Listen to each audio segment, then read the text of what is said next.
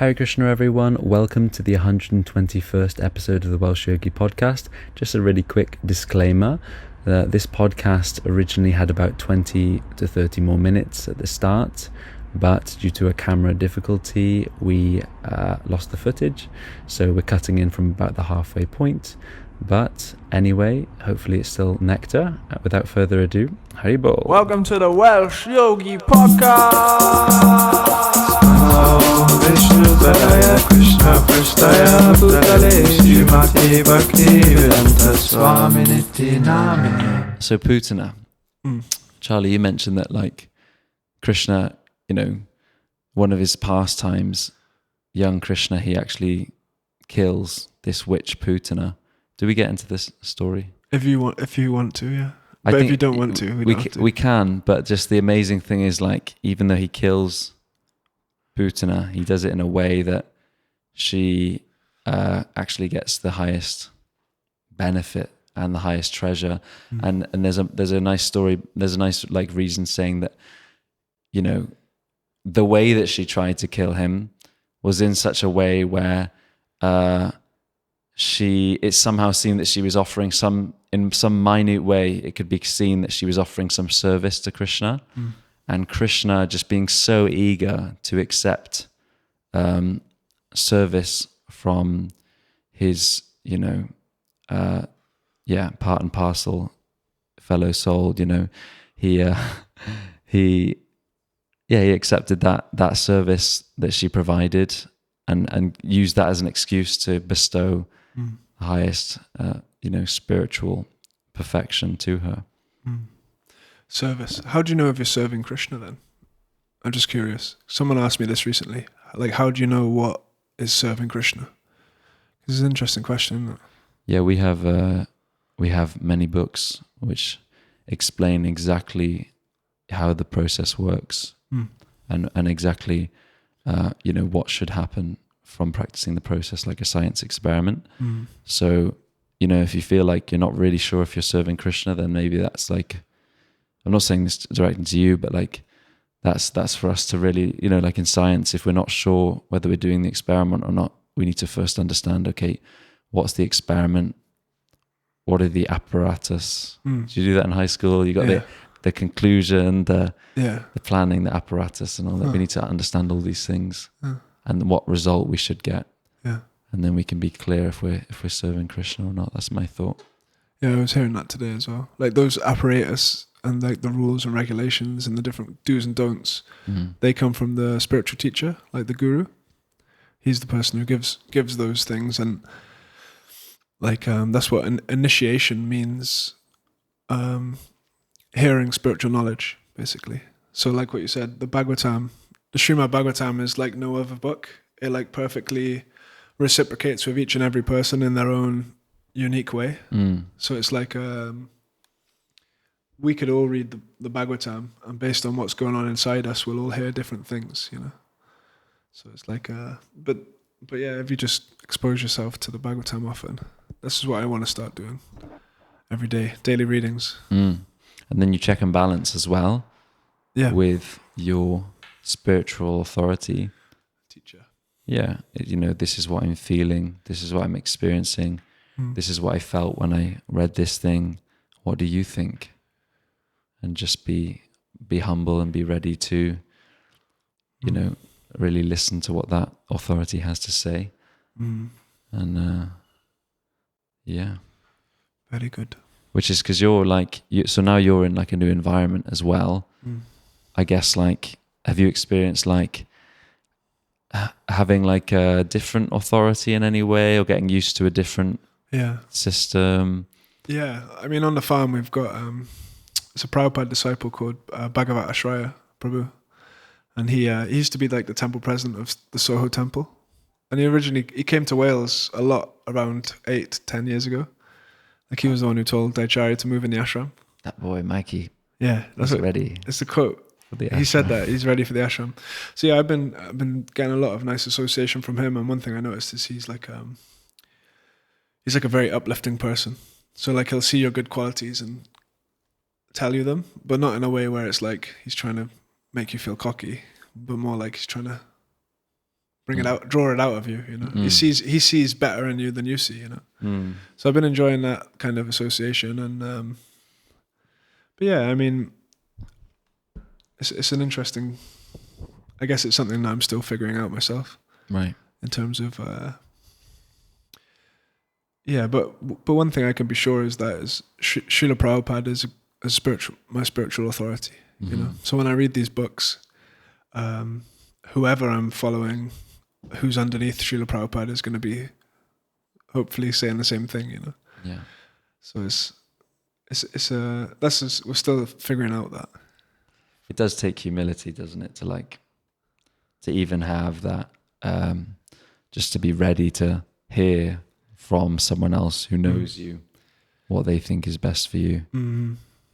I'm just thinking maybe it's a bit more natural for us because we've been doing it for a little while, but I'm just thinking about myself before. There's very much this attitude like that, you know, I'm just in this world and I just have to look after myself. And at the end of the day, I've just got to follow my gut and be my own boss. I mean, there's still always an element of that to it, because basically is it yam yam vapi smaram bhavam? Yeah. What does that mean? Yam yam vapi smaram. Is that the one whoever thinks at me at the time of death? Yeah, O son of Kunti, whatever consciousness one has at the time of death, that's where he goes, basically. Yeah, essentially. So whatever you think of at the time of death is where your next birth is. So no one can force you to think of Krishna at the very end. You know, that's up to you. So in one sense, we're all we're on a boat together, but we have to kind of score the goal. Like, you know what I'm saying? We're all in this together, but that final test is for us to kind of. So yeah, Srila Prabhupada describes, isn't it, like that, you know, we're all like piloting a plane and you can get, you know, advice while you're piloting the plane, but ultimately you're driving the plane, you're choosing the destination. Yeah. If you want to listen to the signals from the other, you know, the people on the ground helping you out, then, you know, you can, but yeah, you're behind that steering wheel. So yeah, which you can easily forget. If like I remember when I was a monk, I was just like, I wasn't even thinking about myself. You know, it was just like your trajectory. Like, no, I was just like, oh yeah, I'm just a monk, and this is all I'll ever be. You know, and then when I ran out of steam, it was like, oh wait, what am I now? You know what I'm saying? So it's like, because being a monk is also your choice, isn't it? It's like it's part of your free will is to choose what you want to do and how you want to serve Krishna, and everyone's free to choose what they like. Yeah, that's something I'm actually wondering, and I wonder often is like how much of my, especially advancement in spiritual life, is like predetermined. If you see what I mean, like how much, how much is my path in perfection already kind of decided? Yeah. Do you ever think about that? I definitely have thought about that. It's hard to know, isn't it? Yeah. Like Krishna's guiding us all the time. Yeah. How much do you want to listen, you know? I guess the amount you listen is based on the type of sound that you're listening to, you know? Like definitely for like last year maybe I got really into like video games and watching like YouTube channels about video games. You know, like hearing about all the updates and the different weapons which were good for killing certain dragons, and just constantly like listening to those types of things. And just listening to that stuff so much, it made it really hard for me to chant properly. And like you could forget about picking up one of these books. It just, to me, it just seemed like some Indian religion. You know, like it was just, my brain wasn't able to kind of, so wow. It's a bit like that. We'll all have different phases of life where we're listening to different things, you know. But if you can keep bringing it back to these books and hanging out with devotees that are talking about it all the time, then I think your future becomes steered in that direction. It's all, at the end of the day, it just comes down to sound, the type of sound that you're hearing and the type of sound that you're chanting, like vibrating. Because I was making YouTube videos about the video games, and at the time where I was really like just into the game, my videos were about just the game really. But when I started the channel, it was like I'm a monk that plays the game, and I was just talking about Bhagavad Gita and Krishna consciousness in every video. But I noticed that as I was hearing more about the game, then my videos became more about the game. So based on what you're hearing is what you're saying. And this is the water that waters the different seeds in your heart. So if you've got the karma seed, like we're talking about the MacBook maybe. Like, I really want a MacBook. Like on the game I was playing, there's this, you can get every level to 99. It's called RuneScape. You get every level to 99. And that will take you probably 100 days of gameplay. So 100 times 24 hours. So like 2,500 hours, basically. It's not so, it doesn't seem so. It's pretty long. Yeah. It's like 10 hours a day for a year, basically. Just under. It's like a full-time job for a year. Yeah. And so that's the meditation. I really want to get maxed. But then what were you thinking? Like, because my thought with the laptop was, when I get this laptop, that is going to allow me to achieve my goal, which is to become famous and therefore to have unlimited sense gratification and become happy. But, for me, it's hard to understand with the RuneScape. Yeah. Like, what were you seeing behind that, like completing that character? Well, you get a really cool cape that you can wear in the game. Yeah. Which gives respect. So you kind of become famous and wealthy within a different reality. You get honor, which is what? Well, it's all kinds of things. Because, if you get famous on this planet, if you ever look at the sky, like out on the farm, we don't have so much light pollution. And look at the sky and see how many stars there are. How good is your fame amongst all of these stars? How well known really are you? Yeah. Even if you're famous in Cardiff, like if you go to China, no one has a clue. You know what I mean? There's somewhere in the world where some people just don't know who Justin Bieber is. Yeah. They're like, who's that? So it's like fame is very limited. Yeah. So it's like that. Within RuneScape, with this small niche game, you can attain any one of these things: wealth, fame, beauty, strength, renunciation. Like I started playing a game mode where you can't have any items. You can't bank. So you're like a beggar or something. No, you don't trade, and everything you just carry in your backpack. And it's like a renounced mode. If you go to the wilderness, it's like you're in trouble. I'm not. Anyway, but yeah, Sorry, this is what I'm saying. It's like the game is basically like a small version of real life. Which real life is a bit like a game too. And it is really addictive, that game in particular. Yeah. I know what you mean. Like there's something so charming about the soundtrack and just how simple things are. And you just get there and it's kind of like, like I kind of wish life would be like this, just a fresh start and clean. I can just roam around. Yeah. Clean. There's other people here. I can do what I want to do. Yeah. It's like you get that control, which you've been kind of craving because this life, we don't get much control at all. Like, everything's almost predetermined. And even if we try and change something about our life, we just have this feeling sometimes that we're just somehow not able to do it, which is karma, isn't it? If you don't have the karma, then I just got to press the record button again on the thingy. He's gone there.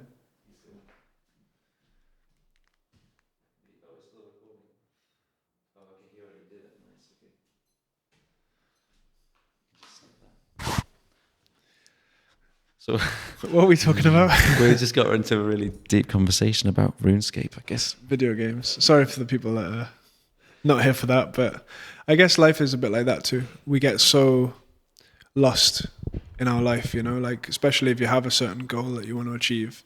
Like once I get a degree, you work for 3 years, you're just constantly meditating on, okay, I need this degree so that I can get a job, and it's like the whole meditation. And then you find people, they graduate and then they're like, oh, now what? Yeah. So it's like everyone wants to have a goal.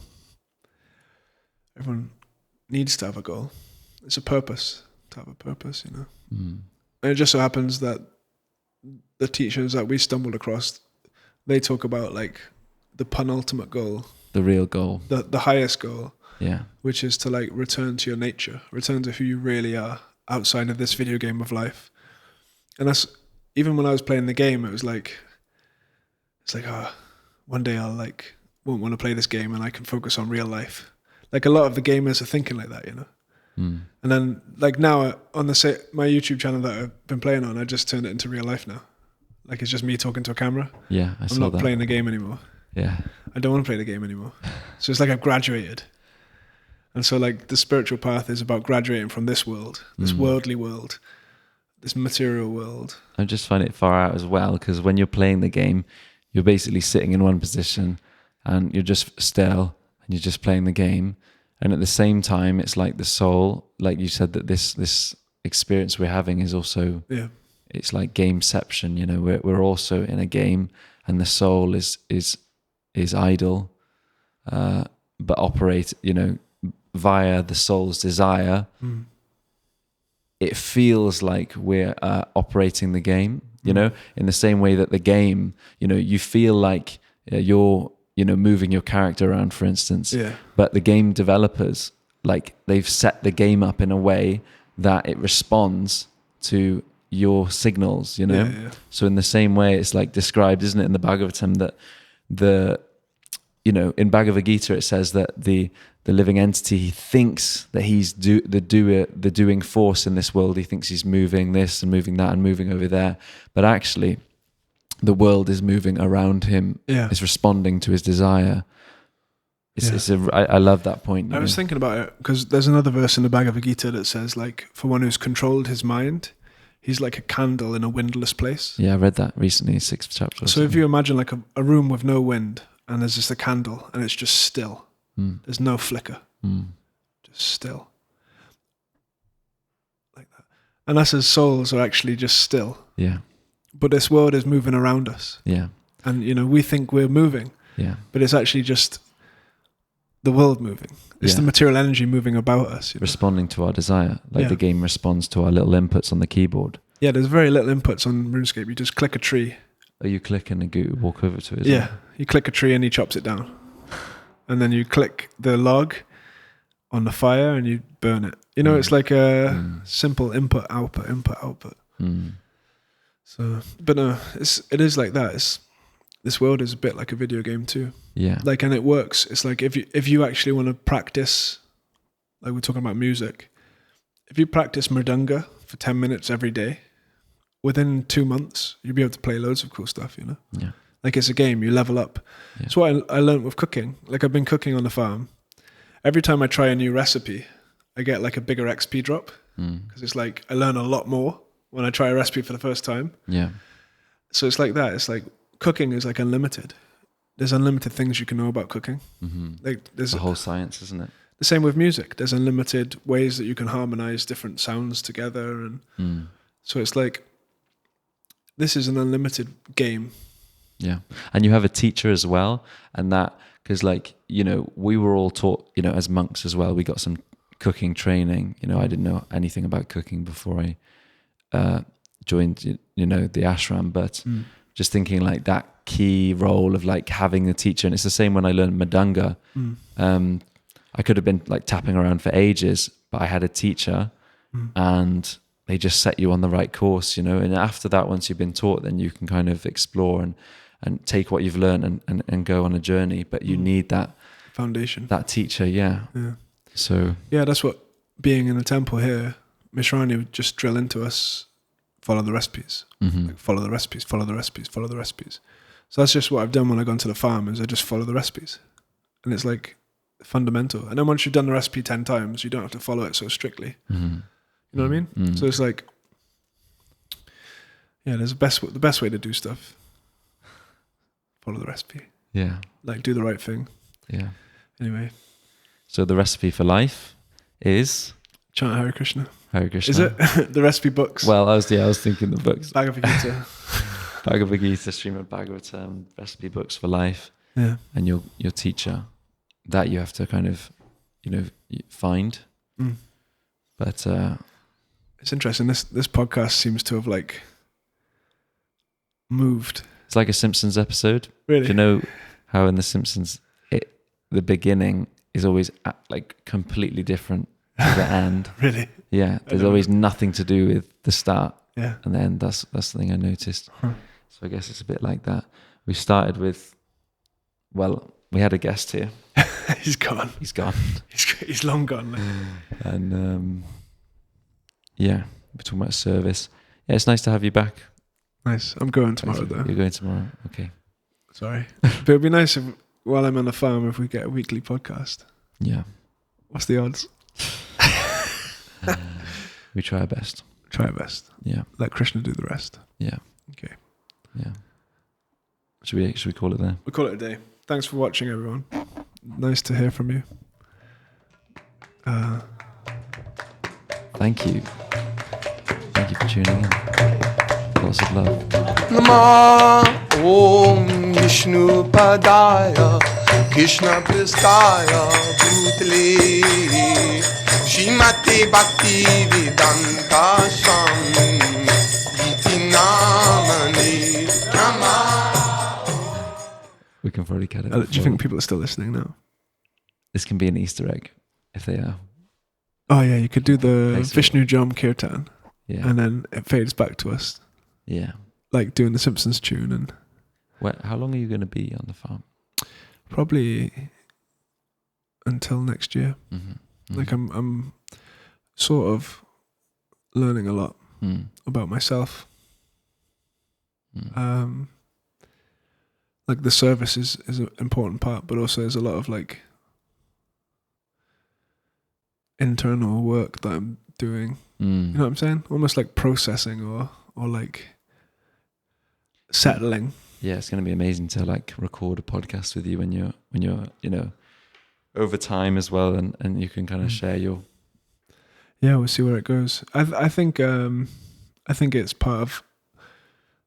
It's like the way it's all come together. It feels like it's part of a plan. Yeah, You know, Krishna's got a plan for us. Krishna's plan. Yeah. That's what I wanted to say earlier. Is like in response to what I was saying, like whether our spiritual life feels determined, like predetermined or not, our advancement. I was thinking that if it feels like Krishna, he has a perfect plan for bringing us back to him. Yeah. But it's just whether we, like Tarakanath uses the example of sometimes like a little insect will like climb through the window in your room. Yeah. And you're trying to, you pick it up and you're trying to help it out, but it's like, it's fighting like, it. Yeah, it's fighting. So it's like, we need to kind of really understand Krishna's plan for us. And that way we won't be so resisting when we start to see it in action. Yeah, I just read an amazing purport. It's Bhagavatam 10:88:8. If you want to read that in your spare time, or if someone who's listening does. So the last chapter. 10:88:8. I think there's 90 chapters in Tempkana. Okay. But anyway, the verse basically within the purport, it says that because the verse is that if Krishna favors you, then he takes away your material things, like he makes you suffer.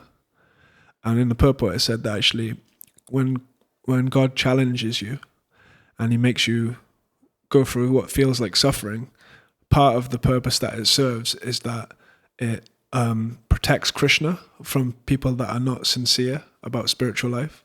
Because to have a relationship with Krishna is very, very intimate, and Krishna he's trying to protect his heart, because he doesn't want to just open himself to someone who's just going to reject him, like any of us. If you open your heart up to someone and then they're horrible to you, then it hurts more. Really So hurts. it's like that. It's Krishna, he puts us through a little bit of suffering just to test what we take shelter of and see if we're really sincere. And then if you pass the test, then it's, in the same purport, it's described like that cold water is especially pleasing in the heat, and that lamplight is very, very beautiful in the dark room, not in the blazing light of day.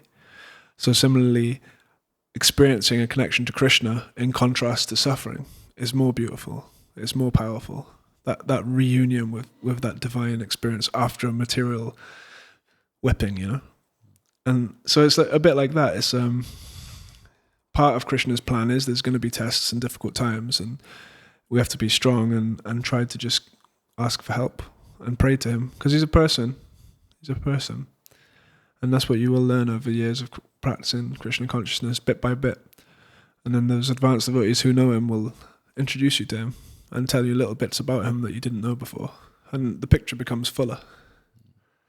So we're just trying to understand who is Krishna, who's this person that we keep hearing about, because we don't always think about Krishna that much. Like we're doing all of the Hare Krishna mantras and we're praying and all of this, but actually, wait a sec, behind it all is actually me, and yeah. what's happening to me? What am I doing today? And not much about. It's like me consciousness most of the time. Yeah, and it's like me in relation to Krishna. It's like my sadhana, my service, my prashadam, my me. So it's like actually no. The more you can focus on Krishna, then a lot of the me stuff becomes a bit trivial. I don't know. It's a gradual process though. It's like two DJ decks. One's playing the Maha Mantra and the other one's playing Metallica. And if you just go from Metallica straight to the Maha Mantra, it's going to be very jarring. So you kind of have to match the beat and crossfade it. You have to, like a DJ, you got to kind of match the Krishna consciousness to your material conditioning. That's a really cool example. You got to like match it. DJ mix it. Like what's my material nature? What's my material nature? Who am I in this material world? And crossfade it. Match it to your Krishna consciousness. And then gradually the material self starts sounding like the Maha Mantra. It starts like Ben turns into Bhakta-Rupa. Like Peter turns into Prema. Like you've got the name now, but sometimes you still act like Peter. So it's like That's what my friend said to me. Yeah. Sorry. I just one day recently on Sankirtan I just met like 8 people that I knew before I was a devotee, through different points in the day, and one of them at the end was saying like they were saying it in a comforting way, like they were comforted by it. They were saying, you've still got all your old mannerisms. And I just said, but I just feel more like me, like. Because I've been practicing this, I really feel like I'm not putting on a mask. Yeah. Maybe that's there in some really subtle way, to the devotees, some sort of mask that I'm quite advanced and stuff, but nowhere near as the masks that you would have in material dealings with people. Yeah. In the material world, you need armor to survive. Survival of the fittest, isn't it? Yeah, you have to have some armor up. Around devotees, you can take the armor off. And it's quite rare. Anyway, that was a bonus Easter egg post Kirtan section. Jai, episode 121 concluded. Jai, Haribol. Namah Om Vishnu Padaya Krishna Pristaya Bhutale Shrimate Bhakti Vedanta Swami Iti Namani Namah Om Vishnu Padaya Krishna Pristaya Bhutale Shrimate Bhakti Vedanta Swami Iti Namani Namaste Saraswati Devam Gauravani Pracharini Nirvishesha Sunyavari Pachatyaja Satarini Namaste Saraswati Devam Gauravani Pracharini Nirvishesha Sunyavari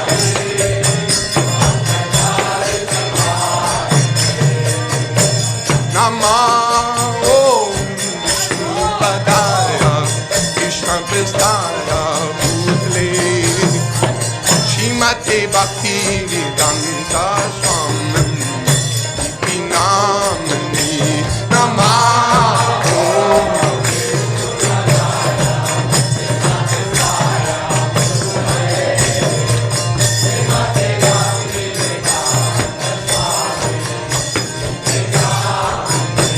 Namaste Saraswati Devam Gauravani Pracharini Nirvishesha Sunyavari Pachatyaja Satarini Namaste